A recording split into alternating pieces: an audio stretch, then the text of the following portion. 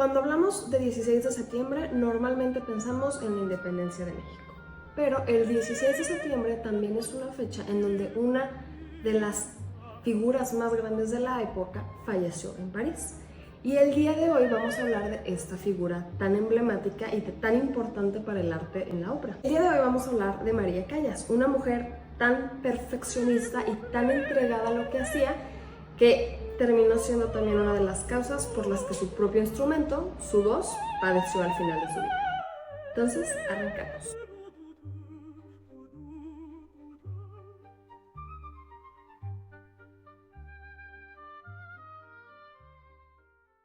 La vida de María Callas es una vida muy relacionada a todas estas tragedias que pudo interpretar.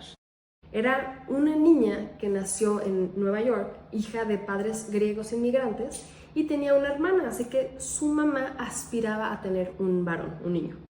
Y cuando nació ella, ya nacía sintiendo el odio de su propia mamá. Y era como una decepción para su mamá, y ella ni culpa ni vela en el entierro. Y su mamá era ojetísima con ella, le decía gorda y torpe y que no iba a hacer nada, y que era el patito feo, y que por qué no podía ser como su hermana que era tan elegante y tan guapa, y le hizo la vida de cuadritos. Pero para algo para lo que sí servía María Callas era para cantar, así que era algo que su mamá le exigía mucho. Cuando la mamá de María Callas se divorcia, deciden que van a regresar a Grecia, y ahí María Callas tenía 13 años y deciden que la van a meter al conservatorio. Tuvieron que mentir de la edad de María Callas porque no se permitía que hubiera menores de 16 años, pero a la mamá le valió y la metió a los 13 años. Y ahí María Callas tuvo una maestra que se llamaba Elvira de Hidalgo, que era una maestra que dijo, esta niña no solamente puede, sino que además tiene muchísima devoción y quiere echarle ganas. Entonces la entrenó con régimen militar, pero le sacó todo el talento y la entrenó para que pudiera ser parte de la gran María Callas que llegó a ser. Ya tenía talento, pero una buena maestra le ayudó a que llegara lo más lejos posible. Entonces tenía esta flexibilidad y esta adaptabilidad en su voz que podía interpretar tanto a Bellini como a Wagner. Y tenía una agilidad que podía interpretarlos y tener tesituras y tener colores muy específicos en su voz. Y mientras, pues su mamá podía ganar algo de dinero con ella, ¿no? Entonces, algo que se critica mucho y después se encontró en estos diarios era que sí, traía a su mamá durante la Segunda Guerra Mundial a soldados italianos y a soldados alemanes a que escucharan la voz de María Callas por algunas monedas. Pero también están en estos registros que prestaba que su hija se prostituyera para que la mamá tuviera una ganancia económica. Y esto obviamente fue algo que María Callas nunca le perdonó, con justísima razón. Ya en 1947, con 24 años, María Callas interpreta a la Gioconda. Y aquí es donde conoce a Giovanni Bautista Meneghini, un empresario que le doblaba la edad y que al principio era como un refugio y le ayudaba, yo te ayudo con la carrera, y un par de años estuvo manteniéndola económicamente. Pero más tarde se convirtió en un parásito y ella misma, María Callas, decía, este es un piojo que no puede ni siquiera tener un centavo. ¿Por qué? Porque se convirtió en su esposo manager y se quedaba con más de la mitad del dinero que ganaba María Callas.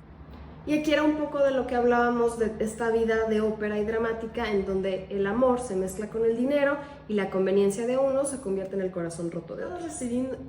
María Callas había estado recibiendo algunas ofertas de diferentes partes, pero donde realmente explotó María Callas es cuando ella entró como una suplente de otra soprano para interpretar a Bellini. Y lo que estaba salvaje es que le dijeron, tienes una semana para aprenderte esta ópera. Y ella también ya estaba interpretando a Wagner. Entonces, en una semana, todo el público se dio cuenta que podía interpretar dos figuras absolutamente distintas. Y a partir de ahí, los críticos y el público italiano la bautizó como la divina. Y estuvo viajando por el mundo y le invitaban a diferentes partes. Incluso María Callas tuvo una interpretación en Bellas Artes y alcanzó un mi bemol sobreagudo que sigue llamándose el agudo de México. O sea, esta mujer era una locura cuando se trataba de talento. Y además era sumamente estricta con ella misma y con las personas a su alrededor. Porque ella decía, voy a hacer lo difícil que tenga que hacer yo para alcanzar la excelencia. Y pues obviamente una mujer así de estricta con ella misma y con los demás, no le van a decir que es una mujer fácil. Así que la apodaron que era una mujer difícil, que no se podía trabajar con ella, que era una diva, pero sus interpretaciones eran excelentes. Era tan buena que incluso otra soprano, después de escucharlas, decía: ¿qué caso tiene yo que cante la Traviata cuando ya alguien más lo hizo perfecto? Y obviamente esta mujer difícil pues cancelaba cosas de último momento, se peleaba con directores, tenía discusiones por contratos, si la luz no le gustaba, si el audio no le gustaba, si la acústica no le gustaba. Tenía estos conflictos y no le daba miedo enfrentarse a las personas con tal de que el arte fuera perfecto. Hubo una vez muy específica en donde ella estaba en el primer acto, se sentía ella enferma y tenía la garganta lastimada, y el primer acto no fue como ella hubiera querido. Así que no salió al segundo acto. Se escapó por la puerta de atrás porque lo que ella decía es: no quiero que mi nombre esté relacionado con mala calidad o que no soy suficientemente buena. Algo que pasó es que cuando estaba ella en Edimburgo tenía un contrato que era por 4 funciones. Y de último momento quisieron agregarle un quinto. Y ella dijo: no voy a hacer esto, no está en mi contrato, no tengo la preparación para hacer 5 perfectos, no lo voy a hacer.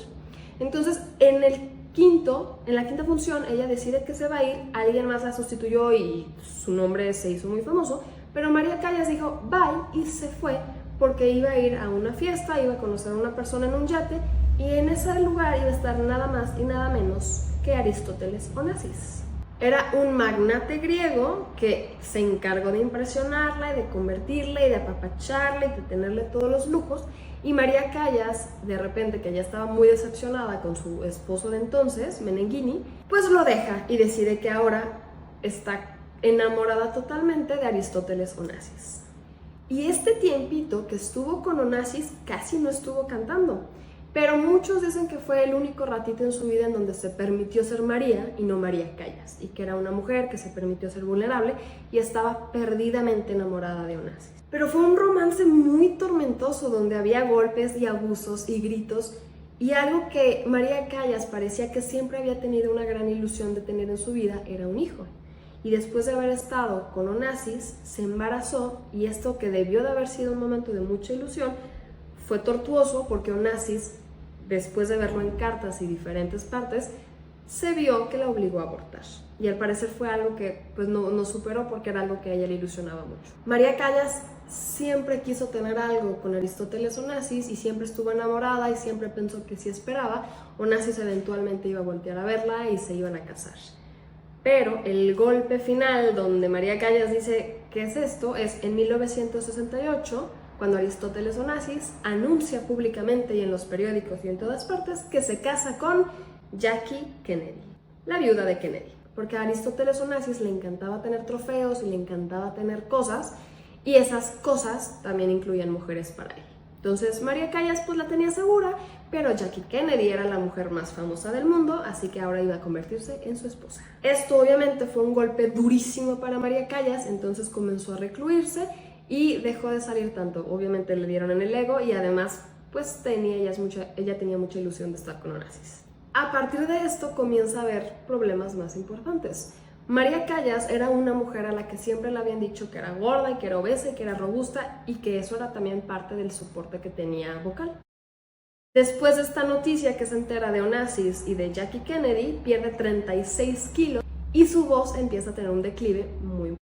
Cuando cantaba no tenía esta misma agilidad, había perdido práctica, no tenía tanta flexibilidad, los colores y la tesitura que originalmente eran emblemáticos de ella, se notaba que se estaban perdiendo.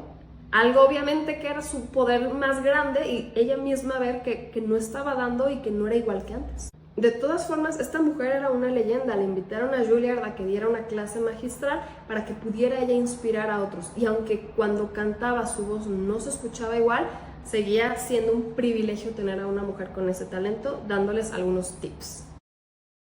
Ya para 1973 aceptó dar un tour de despedida con su amigo Giuseppe Di Stefano, pero su voz ya no era lo de antes, y su última interpretación fue en Japón, en Sapporo. Sus últimos años fueron muy solitarios y vivió en París, solamente acompañada de 2 personas, su ama de llaves y su mayordomo. Y el 16 de septiembre de 1977 dijo que le dolía un costado y se desvaneció. Le hablaron a las autoridades y le hablaron a la ambulancia para que fueran a ayudarla, pero ya no se pudo de levantar. La causa de muerte oficial fue un infarto, Y obviamente tenía algunas características que podían indicar de una enfermedad autoinmune. También era una mujer que tenía una dieta no muy saludable, tenía un abuso de medicamentos, entre ellos Mandrax, que hizo que también su voz perdiera un poco de su agilidad.